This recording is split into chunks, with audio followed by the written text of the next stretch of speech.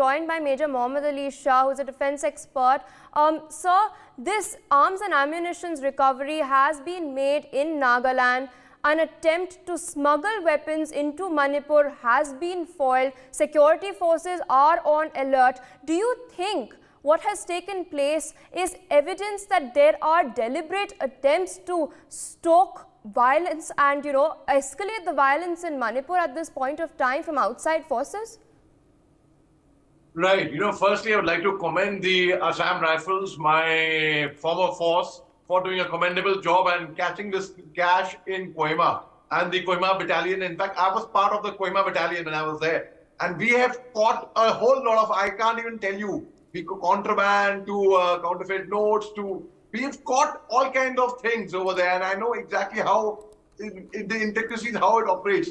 See, the National Highway 2, where this was caught, which from Nagaland to Kohima, goes on from Dimapur to Medzifema, Ghas Pani, and then to Kohima, and further on to Zakhama, and then further on. It goes on to Mao Gate, and then it enters at the border, that's the Jwalamukhi area. Then you enter to Jwalamukhi, and you go further on to Sirapati, and then Mantri Pokri, Imphal, Thobal. You cross that area, Kakshan, Surabasti, then you come to Technopal.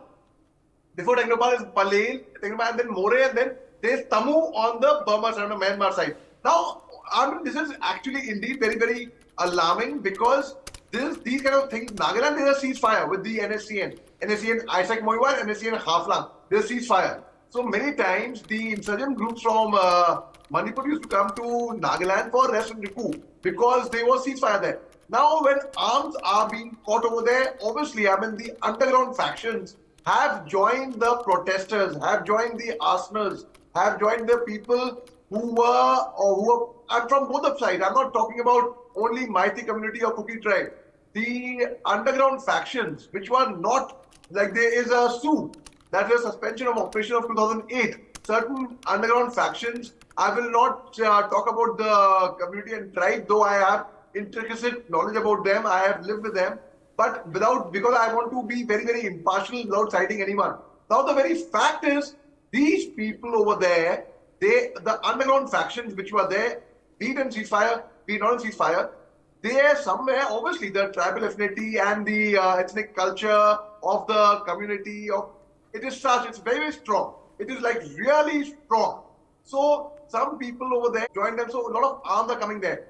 See, on 3rd May, after the violence broke out, the full battalion, the training center of the police, of the Manipur State Police Command were raided by, thousands of weapons had gone raided.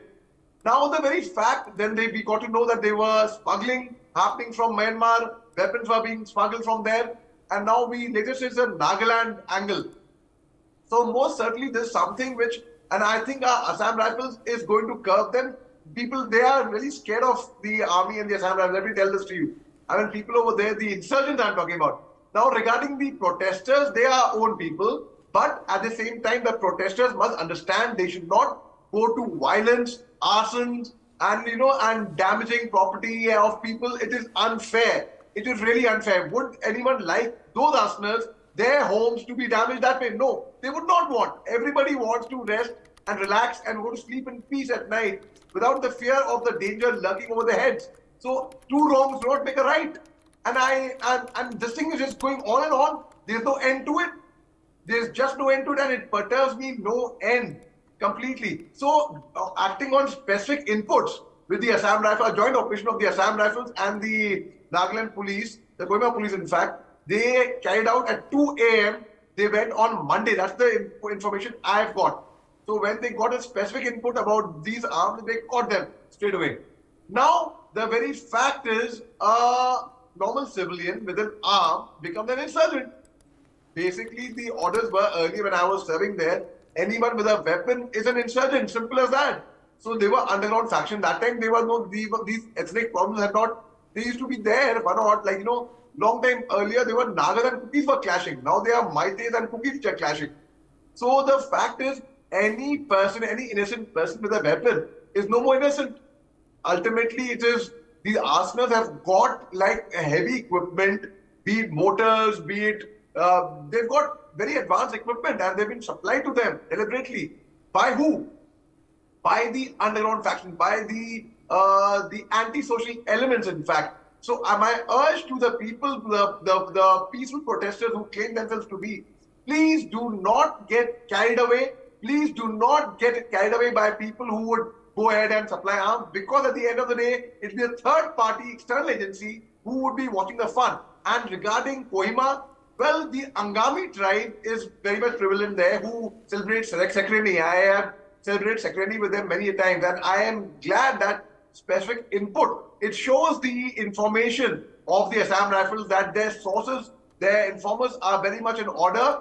Even, in fact, they will get all the inputs where the thinking of many arsenals, many people who are many anti-social elements, where it ends, that's where our thinking starts. So if they think they can get away with it, they certainly cannot get away with it, and they will be brought to the book. I'm certain of that.